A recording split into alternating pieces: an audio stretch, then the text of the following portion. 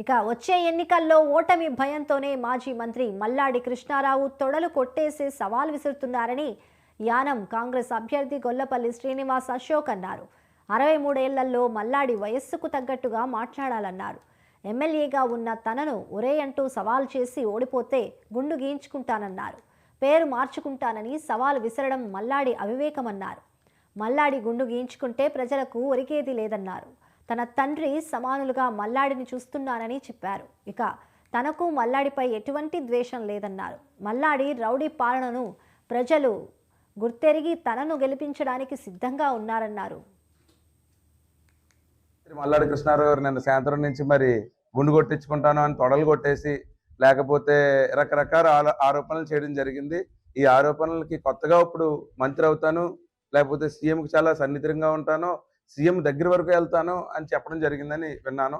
లేకపోతే నేను మేకప్ వేసుకుంటాను, లేకపోతే ఆయన వచ్చి నాకు వేస్తున్నట్టుంది. ఇది నాకేం ఇబ్బంది లేదు.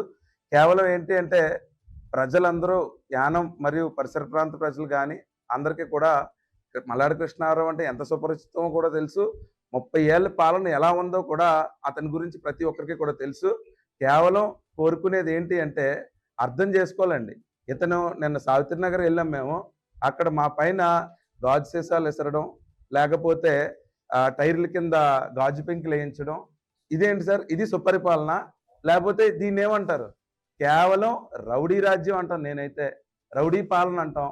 ఆఖరికి చివరికి ఓడిపోతున్నాం అనే భయంతో ఇంత వికృత చేష్టలు చేయడం, వికృతంగా ఎప్పుడైనా పోని ఒక నాయకుడు అనేవాడికి ఒక డిసిప్లిన్ ఉండాలి, ఒక పద్ధతి ఉంటుంది, ఒక గౌరవం ఉండాలి, అతని వేషధారణ ఎలా ఉండాలి, ఇవన్నీ కూడా నాకంటే బాగా పాత్రికేయ మిత్రులుగా మీ అందరికీ కూడా తెలుసు.